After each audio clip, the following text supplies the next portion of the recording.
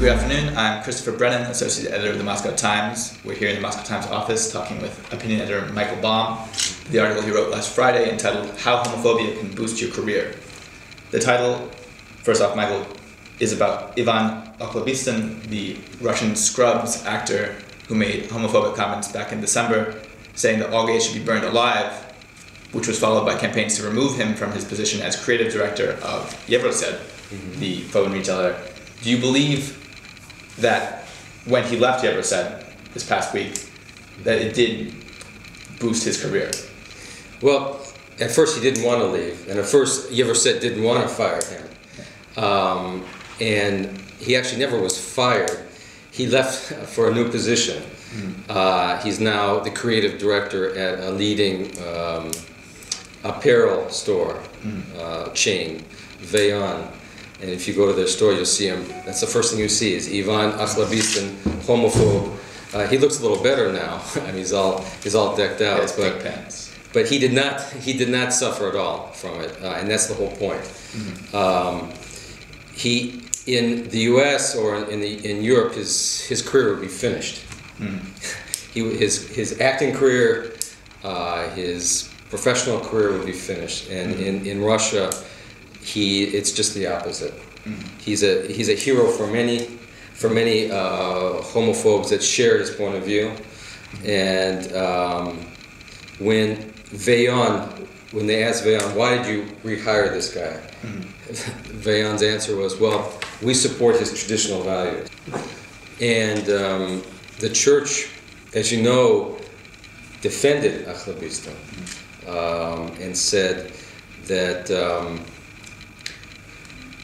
perhaps the Russian people should decide, perhaps there should be a referendum, the Russian people should decide whether we should, not whether we should burn them alive, but whether burn homosexuals alive was his first proposal, as you mentioned, in December. Then he sort of softened his position over the holidays. Maybe Orthodox Christmas had an impact on him, and he said, well, maybe killing them is a bit too much. After all, I mean, if you consider them 4% or 5% of the population, that's 6 million gays. That would be hard to do. So then he came out with a proposal, well, let's just lock them up. In the beginning, the story between Yevroset and activists, as a little bit of background, there was a group of activists, kind of both Western and Russian gay groups, who were asking Apple CEO Tim Cook to... Who's gay? Who is gay, openly gay, who has recently kind of been more outspoken about that, to end the relationship with Yevroset because of Okhlobystin. I was wondering, do you view this more as a political story or as kind of moving from the societal to the political, with Okhlobystin saying he's going to become more involved in politics now? Well, he always was involved in politics, and I mean, I think it's definitely a political issue. It always was a political issue. Okhlobystin had a short run at president. In 2000, he declared that he wants to run for president. He may still have presidential ambitions. I don't think the homophobia issue is going to go away. I think he's popular in no small measure because he's homophobic, and I think people will vote for him. A lot of people will vote for him for that issue alone. Russians still see, for some reason, homosexuality is a huge threat.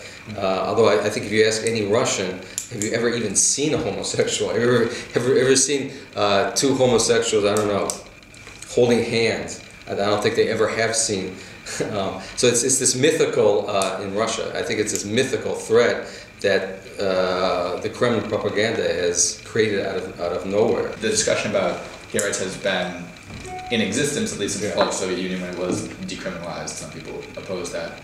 Where do you see it going now with all this discussion about the anti-gay law, with events like Okhlobystin?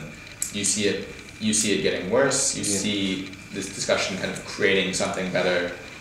Where do you see it going? Yeah, I don't think they'll ever return the criminal statute. That's too much. But they will take these steps, these hidden steps. I mean, like the anti-gay law is a hidden step, anti-homophobic, because it's all wrapped in this, let's protect children. So it's presented as very humane and with good intentions. So I think there'll be more of those sort of very those kind of steps to increase homophobic, and I think there'll be continued steps to try to. It'll be presented very, very cynically as let's help the homosexuals. Let's not jail them. They're sick people. It's not their fault. They just have this sickness. Like it's like I don't know. It's like someone with autism. Let's try to cure them. Mike, thanks so much for coming in today, talking about your article, which has generated a lot of discussion both on the Moscow Times website and in other outlets. Thank you. We'll see you next week on the Opinion Roundup.